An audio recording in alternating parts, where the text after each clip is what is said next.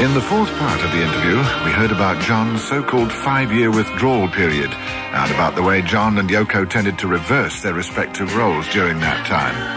In this final programme of the BBC's tribute series, Andy Peebles talked to John and Yoko about John's re-emergence, marked by his new recording deal with Geffen Records and by the album Double Fantasy. Well, as I sit here talking to you, you look two very happy people. Which of you, or was it both of you, first got in contact with David Geffen, presuming that you made the contact? He made the contact, didn't well, he? yes, he did first. She did the business. She did the deal. I just called him back, and we decided to meet.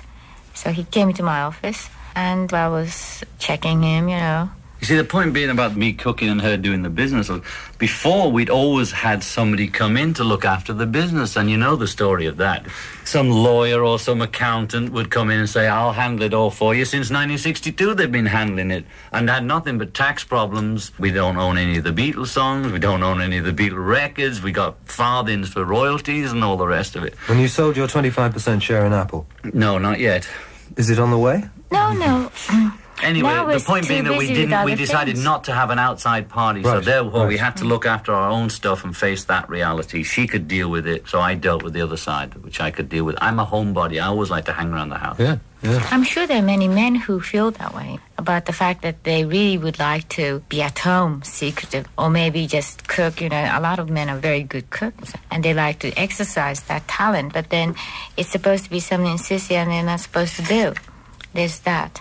And also it was mentally healthy for us to just sort of exchange roles in a way, to see the other side, you know, that sort of thing. So along came Mr. Geffen, and you made the decision to record the album Double Fantasy, which we've been hearing a lot of recently. You also told me, John, that there were in fact, 22 tracks originally? You've included 14, and a little while ago I was hearing something which isn't on the album, which was very interesting indeed. Actually, we recorded the album before we talked to Geffen. Right, exactly. We decided to make it first and then answer all the letters and inquiries that came. We eliminated the ones that said, can we hear it first? Okay, you can go to hell. Also, he wasn't a big company, so he weren't dealing with this anonymous grey suit with the president changing every 2 days. I mean, there was more presidents of Capital and EMI.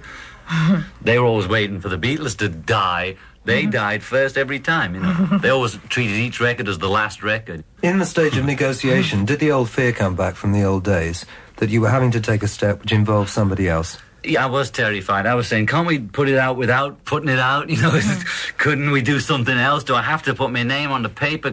For the last 5 years, the first time I didn't owe somebody songs or records.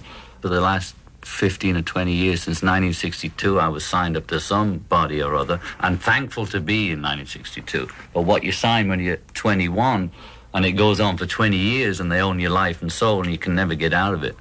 So I liked the 5 years when all contracts were free. I was free of any contractual obligation. When she finally says, well, you know, you're going to have to sign something to say that they have the right to put the record out. I was saying, are you sure? Are you sure? Why don't you sign it? You know, you put your name on it. I don't want to put my name on it. But we made arrangements which didn't make me feel paranoid, because I don't want to owe people nothing. The point of being a musician or an artist to me was the freedom.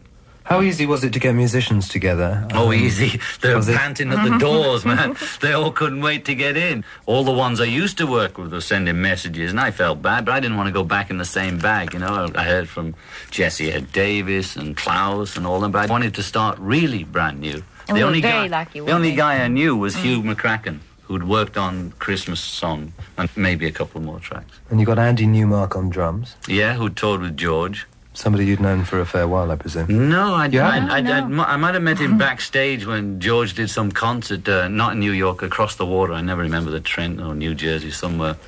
And I probably met him backstage. I don't remember him at all.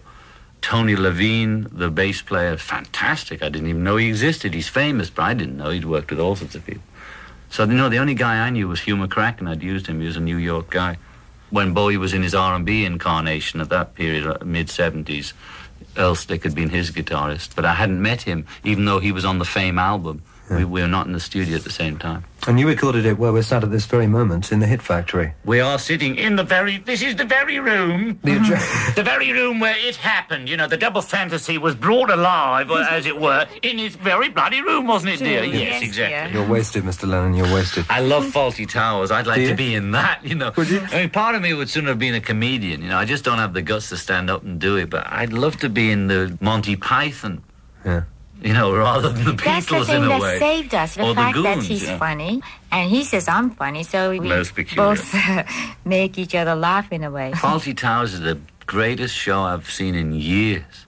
If they have it over here now, God, it's great. I mean, what a guy, he's great. Public TV here buys them all, you see. We get all the Masterpiece series stuff. We've cried our way through, what is it, Lydia? Oh, And, yes. everything, all those series, we watch them over here. Beautiful stuff, you know. And I see all the English countryside, you see, and then I think, oh, it saves getting on the plane, you know. I mean, there it is, all green and wet, and it looks beautiful. It's voyeurism. It's the sort of being in England without being there.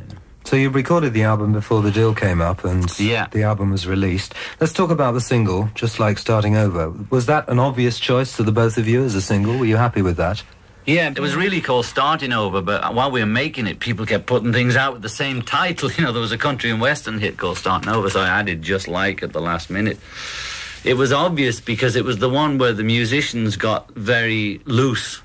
Because it was so simple rock and roll, there was no problem. They really relaxed, and they'd all be like that after it. Even though I don't think it's the strongest track, perhaps. Some of the other tracks are stronger, like Losing You. It might be a stronger piece of material. But Starting Over was the best way to start over. And to me, it was like going back to 15 and singing a la Presley. All the time I was referring it to John, the engineer's here in the room with us. I was referring to it as Elvis Orbison, only the lonely. Like that. It's a kind of parody, but not really a parody. A little tongue-in-cheek? A little. Very. Well, when I was doing it, I was cracking up. Oh, it's been so long. You know.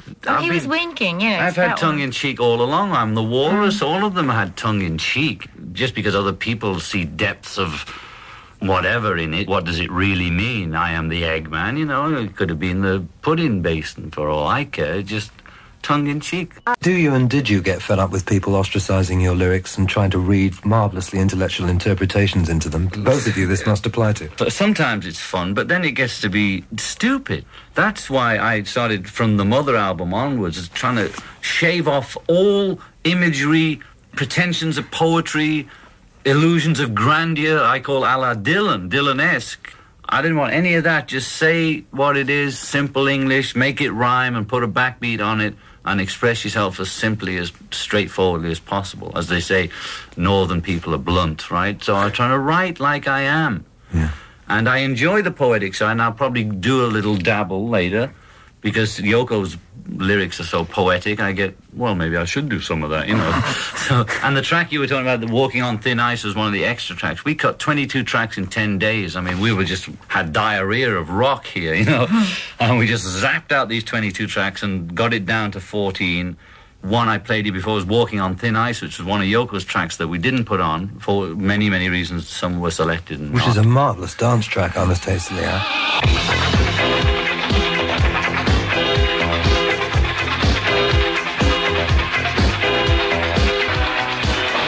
Kiss, Kiss, Kiss, which is the other side of Starting Over, is getting a lot of Yes. rock club, new wave, whatever you call it, disco exposure. So we made a special kind of disc for them, and we came up with the idea, why don't we give them something they don't have? And we made a kind of disco-esque, long 6-minute version of Walking on Thin Ice. There's a separate market, disco, or rock club, and it'll go out to them. And we throw in Open Your Box, which is the one that was banned. So we're going to throw in Open Your Box for old time's sake.